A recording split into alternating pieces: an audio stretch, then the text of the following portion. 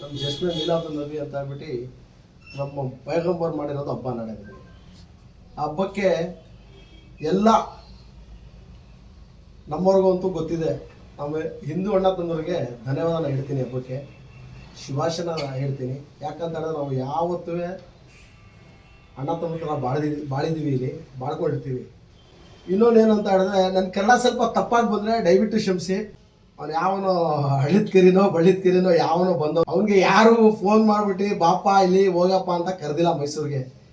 ಅವ್ನು ಸುಮ್ಮನೆ ನಮ್ಮವ್ರದ್ದು ನಿಮ್ಮವ್ರದ್ದು ನೆಮ್ಮದಿ ಹಾಳು ಮಾಡೋಕ್ಕೋಸ್ಕರ ಅವ್ನು ಮೈಸೂರು ಬಂದು ಇಲ್ದಿರೋದೆಲ್ಲ ಕೆಲಸ ಮಾಡೋನು. ಒಬ್ಬ ಶಾಸಕರು ತನ್ವೀರ್ ಸೇಠ್ ಅಂತ ಹೇಳಿದ್ರೆ ಅವನ ಅಪ್ಪನಿಗೆ ಹೋಗಿ ಕೇಳಿ ತನ್ವೀರ್ ಸೇಠ್ ಯಾರು, ಅಜಿತ್ ಸೇಠ್ ಯಾರು ಅಂತ ಹೇಳ್ಬಿಟ್ಟು ಕೇಳಬೇಕು. ಫಸ್ಟ್ ನಾ ತನ್ವೀರ್ ಸೇಠ್ ಅವರು ಹಿಸ್ಟ್ರಿ ಏನಿದೆ, ಇತಿಹಾಸ ಏನಿದೆ ಅಂತ ಹೇಳ್ಬಿಟ್ಟು ನೋಡ್ಕೊಂಡು ಆಮೇಲೆ ಮಾತಾಡು. ನಿಮ್ಮ ಅಪ್ಪನಿಗೆ ಹೆಂಗೆ ಮಾತಾಡ್ತೀಯನಪ್ಪ ನೀನು, ಹೋಗೋ ಬಾರೋ ಅಂತ.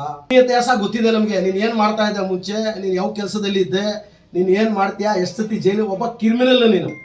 ನಮ್ಮ ಮೈಸೂರು ಬಂದು ನಮ್ಮ ಪೊಲೀಸ್ ಕಮಿಷನರ್ಗೆ DC ಅವ್ರಿಗೆಲ್ಲ ವಾರ್ನಿಂಗ್ ಮಾಡ್ತೀಯಾ ಬರಬೇಕು ಅಂತ ಬಿಟ್ಟು. ನೀನು ದೊಡ್ಡ ಇವನ, ನೀನು ದೊಡ್ಡ ರಾಜಕೀಯ ವ್ಯಕ್ತಿನ, ಇಲ್ಲ ದೊಡ್ಡ ಒಳ್ಳೆ ಹೆಸರು ಜನಗಳಿಗೋಸ್ಕರ ಒಳ್ಳೆ ಕೆಲಸ ಮಾಡಿದ್ಯಾ ಅಂತ ಇದೆಯಾ? ಸುಮ್ಮನೆ ಹಾಕ್ಕೊಂಡು ಈ ಬಕ್ರಾಗಳಿಗೆ ಮಾಡ್ತೀಯಲ್ಲ. ಇಲ್ಲಿ ಬಕ್ರಾಗಳು ಯಾರು ಇಲ್ಲ ಮೈಸೂರಲ್ಲಿ, ಎಲ್ಲರಿಗೂ ಬುದ್ಧಿ ಇದೆ, ಅರ್ಥ ಆಯ್ತಾ? ಇದೆಲ್ಲ ಬಿಟ್ಬಿಟ್ಟು ಮಾನ ಮರ್ಯಾದೆಯಿಂದ ಬದುಕುತ್ತೆ. ನಿನ್ಗೆ ಎಷ್ಟು ಹೇಳಿದ್ರು ಅರ್ಥ ಆಗಲ್ವಾ ನಿನಗೆ? ಮೈಸೂರಿಗೆ ಬಂದು ನಾಳೆ ಹಬ್ಬ ಇದೆ ಬಂದ್ಬಿಟ್ಟು ನೆಮ್ಮದಿ ಹಾಳು ಮಾಡಕ್ಕೆ ನಾಟಕ ಆಡ್ತೀಯ ನೀನು. ಹಿಂದುತ್ವ ಅಂತ ಹೇಳ್ಬಿಟ್ಟು ಹಿಂದೂವರ ಜನ ಹೆಸರು ಕೆಡಿಸ್ತೀಯ ನೀನು. ನಾವೆಲ್ಲ ಅಣ್ಣ ತಮ್ಮದ್ರ ಬಾಳ್ತಾ ಇದ್ದೀವಿ ಕಣೋ. ನೀನೇನು ಹೇಳಿದ್ರು ಏನು ನಡೆಯಲ್ಲ ಇಲ್ಲಿ ಮೈಸೂರಲ್ಲಿ, ಪೂರ್ತಿ ಕರ್ನಾಟಕದಲ್ಲಿ ನಡೆಯಲ್ಲ. ಯಾಕಂತ ನೀನು ಯಾರಂತ ಗೊತ್ತಿದೆ ಜನಗಳಿಗೆ. ನೀನು ಯಾರು, ನೀನು ಏನು, ನಿನ್ನ ಇತಿಹಾಸ ಏನು, ನೀನು ಏನು ಕೆಲಸ ಮಾಡ್ಕೊಂಡಿದ್ದೆ, ನೀನು ಎಷ್ಟು ಸತಿ ಜೈಲಿಗೆ ಹೋಗಿದ್ಯಾ, ಎಷ್ಟು ಸತಿ ಪೊಲೀಸವ್ರು ಎತ್ತಿ ಹಾಕೊಂಡು ಹೋಗವ್ರೆ, ಎಷ್ಟು ಜನ ಹೊಡೆದವ್ರೆ ನಿನಗೆ, ಎಷ್ಟು ಜನ ಉಗ್ದವ್ರೆ, ಪೂರ್ತಿ ಕರ್ನಾಟಕ ಗೊತ್ತಿದೆ. ನೀನೇ ಅವನು ಹೇಳೋಕ್ಕೆ ತನ್ವೀರ್ ಸೇಠ್ ಅವ್ರ ಬಗ್ಗೆ ಹೇಳೋಕ್ಕೆ ಬಂದಿದ್ಯಾ? ನೀವು ಎಲ್ಲ ಕಡೆ ಕೇಸ್ ಆಗಿರ್ಬೋದು, ನೀನು ಮೈಸೂರಲ್ಲಿ ಕೇಸ್ ಆಗಿಲ್ಲ. ಕೇಸ್ ಆಗ್ಬಿಟ್ಟು ತಿರ್ಗಾ ಮೈಸೂರಲ್ಲಿ ಬರಬೇಡ್ದು ನೀನು, ಆ ಥರ ಬಿಡಿಸ್ತದೆ ಹೇಳ್ತು ನಿನಗೆ. ಇದೇ ಫಸ್ಟ್ ಇದೇ ಲಾಸ್ಟು. ನಿನಗೆ ಮರ್ಯಾದೆಯಿಂದ ಹೇಳ್ತಾ ಇದ್ದೀವಿ, ನೆಕ್ಸ್ಟು ಆ ಥರ ಏನೂ ಮಾಡಲ್ಲ. ಕಾನೂನು ಪರವಾಗಿ ನೀನು ಏನು ಮಾಡಿದ್ಯಾ ಅದಕ್ಕೆ ತಗೊಂಡೋಗಿ ಕಾನೂನು ಪರವಾಗಿ ಕಂಪ್ಲೇಂಟ್ ಕೊಡ್ತೀವಿ. ಫಸ್ಟ್ನ ತನ್ವೀರ್ ಸೇಠ್ರ ಜೊತೆ ಮಾತಾಡಿದ್ಯಲ್ಲ ನೀನು, ಇಲ್ದಿರೋದು ಅದು ವಾಪಸ್ ತಗೊಳೋದು ಕಲ್ಕೋ, ಕ್ಷಮೆ ಕೇಳು. ಇಲ್ಲ ಅಂತ ನೆನ್ನೆ ದಿವಸ ಪುನೀತ್ ಕೇರಿಹಳ್ಳಿ ಅವನ ಹೆಸರು ತಗೊಳಕ್ಕೆ ನನಗೆ ಬೇಸರ ಆಗುತ್ತೆ. ಅವನು ಒಂಥರ ಲೂಸು.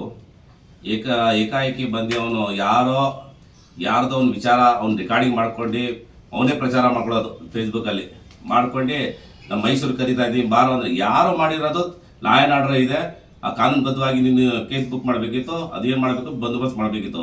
ಅವ್ನ ಮಾತು ಕೇಳ್ಕೊಂಡು ಮೈಸೂರು ಬಂದು ಅವನು ಪ್ರಚಾರ ಮಾಡ್ಕೋತಾರದವನು ಯಾರು, ಪುನೀತ್ ಕೇರಳಿ. ಅದಿರಲಿ ಒಂದು ಕಡೆ.